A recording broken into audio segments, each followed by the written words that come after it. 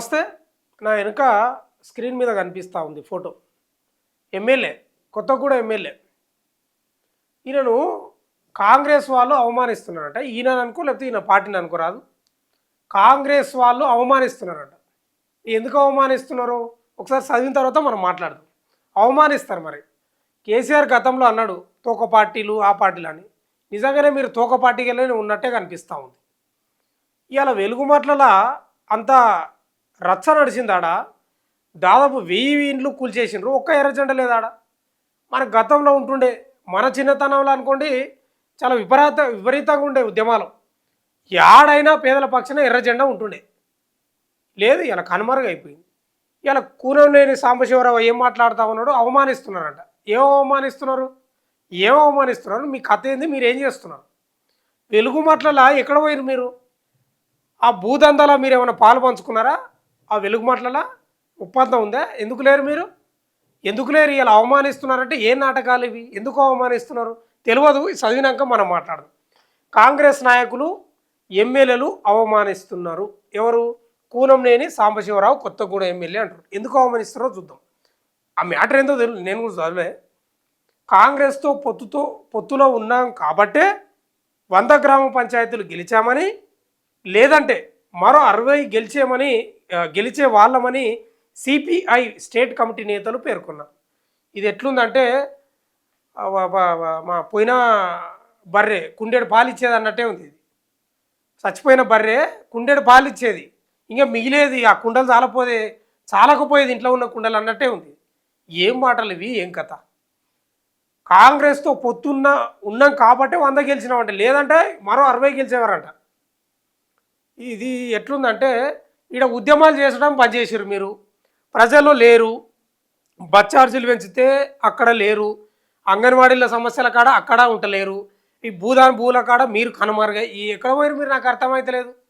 మీరు ఉద్యమాలు ఎక్కడ పోయారు అంటున్నా. ఎవరికి అమ్ముడబోతున్నారు? ఆయన అన్నట్లే ఉంది, కేసీఆర్ అన్నట్లే ఉంది మీరు తోక పార్టీలని. సిపిఐ నేతలను కాంగ్రెస్ పార్టీ నాయకులు ఎమ్మెల్యేలు అవమానిస్తున్నారని, ఈ పద్ధతి మారకపోతే కాంగ్రెస్తో పొత్తును వదిలించుకుంటామని హెచ్చరించారు. వదిలించుకుంటే వాళ్ళకేం నష్టం? ఒకటే కదా మీరు గెలిచింది పొత్తులా. 64 వచ్చినట్టుండే కాంగ్రెస్కి, మీది ఒకటే 65. మీరు ఓతే ఏమైంది ఉంది? ఎందుకు మీరు పొత్తులు పెట్టుకుంటున్నారు?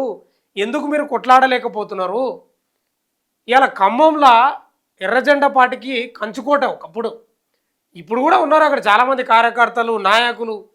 అసలు ఎర్రజెండా అంటే వేరే ఉద్యమం ఉంటుంది అక్కడ. ఆ వెలుగుమట్ల పువ్వులుగా లేరు ఎవరు. ఏడ దావుకున్నారేమో మరి. పార్టీ రాష్ట్ర సమితి తీసుకున్న నిర్ణయాలను బుధవారం హైదరాబాద్లోని మగ్దుం భవన్లో రాష్ట్ర కార్యదర్శి ఎమ్మెల్యే కూనంనేని సాంబశివరావు, జాతీయ కార్యవర్గ సభ్యులు పశ్య పద్మనట, రాష్ట్ర సహాయక కార్యదర్శి తక్కెళ్లపల్లి శ్రీనివాసరావు మీడియాకు వెల్లడించారు. పేదలకు ఇండ్ల స్థలాలు, గుడిసెలు వేసుకున్న వారికి పట్టాలు ఇవ్వాలని డిమాండ్ చేస్తూ ఈ నెల 24న చలో అసెంబ్లీ నిర్వహించనున్నట్లు తెలిపారు. ఇదేమైనా బుద్ధి ఉన్న చర్యనేనా అండి? నాకు అర్థం కాదు. ఏడుకోరు ఇన్ని రోజులు మీరు. ఇవాళ వీళ్ళ మీద విమర్శలు వస్తున్నాయని సిపిఐ వాళ్ళ మీద కూనంనేని సాంబశివరావు లేకపోతే వీళ్ళంతా విమర్శలు ఘోరంగా వచ్చినాయి కదా. ఇలా అసెంబ్లీ ముట్టడికి పోతారంట రేపు. ఏంది ఎన్ని కోట్లు ముట్టినాయి మీకు?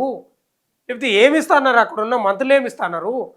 1000 ఇండ్లు కూలగొడుతుంటే, కన్నీళ్లు గారుస్తుంటే, కాళ్ళ మీద పడుతుంటే, పుస్తకాలు పోతుంటే, ఇంటర్ పిల్లలు ఎగ్జామ్స్ రాస్తున్న క్రమంలో ఎక్కడ చదవాలనో తెలియని పరిస్థితుల్లో వాళ్ళుంటే, ఎక్కడికక్కడ ఎన్నో ఏళ్ళుగా ఎన్నో కష్టాలు చేసి నిర్మించుకున్న ఇండ్లను కూలగొడుతుంటే ఏడవండినరు సాంబశివరావు గారు మీరు.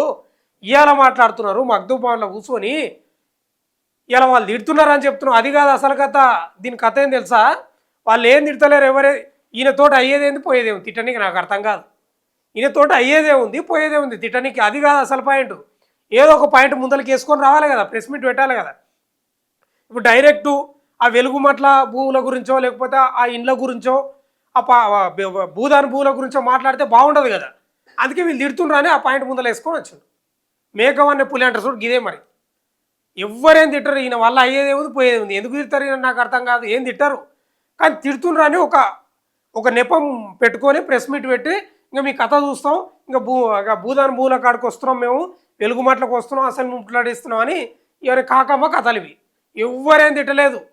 డైరెక్ట్ వస్తే వీళ్ళకి ఇక నేను అనకూడదు కానీ డైరెక్ట్ రాకూడదని వాళ్ళు అవమానిస్తున్నారని ఒక పాయింట్ ముందర పెట్టుకొని వస్తున్నారు. అది అసలు రహస్యం. అది ఎక్కడ పేదలకు ఇండ్ల స్థలాలు గుడిసెలు వేసుకున్న వారికి పట్టాలు ఇవ్వాలని డిమాండ్ చేస్తూ ఈ నెల 24న చెలో అసెంబ్లీ నిర్వహించనున్నట్లు తెలిపారు. నిత్యావసరాల ధరను అదుపు చేయడంలో కేంద్ర ప్రభుత్వ వైఫల్యానికి నిరసనగా ఈ నెల 16న రాష్ట్ర వ్యాప్తంగా నిరసన తెలుపుతామన్నారు. మీరు రాష్ట్ర వ్యాప్తంగా దేశవ్యాప్తంగా తెలిపినా కూడా ఏం స్పందన లేదు. అయిపోయింది మీ పని. మీలో చావలేదు, చచ్చిపోయింది. ఉద్యమ ప్రస్థానం, ఆ కసి, ఆ పట్టుదల, ఆ పేదల పక్షాన, మధ్యతరగతి వాళ్ళ పక్షాన నిలబడతలేరు. మీరు మొత్తం అమ్ముడుపోతారు మీరు. మరి కాకపోతే ఏంటంటే నాకు అర్థం కాదు. ఎక్కడవే సింగరేణి కాపాడుకునేందుకు గుర్తింపు సంఘం ఈ నెల 18 నుంచి 30 వరకు బస్సు యాత్ర చేపట్టనుందని, దీనికి సిపిఐ మద్దతు ఉంటుందన్నారు. పార్టీ ఫిరాయిస్తే తక్షణమే వారి సభ్యత్వం రద్దయ్యేలా చట్టం తీసుకురావాలని డిమాండ్ చేశారు. మీరు కూనంనేని సాంబశివరావు యొక్క నాటకాలు చూసినరా మీరు? కేవలం భూముల గురించి మాట్లాడాలి, వాస్తవంగా కొట్లాడాలి. కానీ ఆ అంశాన్ని ఆ అంశాన్ని ఒక్కదాన్ని ముందర పెట్టుకుంటే బాగుండదని 4-5 అంశాలు తీసుకొచ్చాడు. అదిగాక కాంగ్రెస్ నాయకులు ఎమ్మెల్యే తిడుతున్నారని ఆ పాయింట్ ముందర పెట్టుకొని వస్తున్నాడు. ఎవ్వరు తిట్టలేదు కూనంనేని సాంబశివరావుని, ఎవ్వరు తిట్టలేదు, ఎవ్వరేమని లేదు. ఇప్పుడు వెలుగుమాటల గురించి ఒకటే మాట్లాడితే బాగుండదని, ఇప్పటికే గలీజ్గా వీళ్ళని తిట్టినరని, ఎక్కడ పోయిరు మీ కథలేందని తిట్టిరుగా ప్రజలు. అదొక్కటే పట్టుకోకూడదని ఎన్ని పట్టుకున్నాడు చూడు. ఏంది నిత్యావసర ధరల గురించి పట్టుకున్నాడు, సింగరేణి గురించి పట్టుకున్నాడు, ఆ తర్వాత పేదల ఇండ్లు, ఇది భూములు అది పట్టుకున్నాడు. ఎవరి చెవులో పూలు పెడుతున్నారు కూనంనేని సాంబశివరావు గారు? ఎవరి చెవులో పెడుతున్నారు మీరు? ఎందుకు మీలో చనిపోయింది మీ కార్యకర్తల్లా. ఈ మధ్యకాలంలో చాలా ఆరోపణలు వచ్చినాయి. తమ్మినేని వీరభద్రంపై ఆయన పార్టీని నాశనం చేసిండనే వార్తలు కూడా వచ్చినాయి ఈ మధ్యకాలంలో. సిపిఐ వీళ్ళు పార్టీని మొత్తం అమ్మేసుకున్నారు. లోపల సంచులు తీసుకోవడం, తాకట్టు పెట్టడం, ఇదే ఉంది కదా. ఇవాళ వాళ్ళు అవమానిస్తున్నారు. నిన్నెందుకు అవమానిస్తారు నాకు అర్థం కాదు. నీతోటి నీ ఇప్పుడు తొలగిపోతే వాళ్ళకి వచ్చే నష్టమే ఉంది?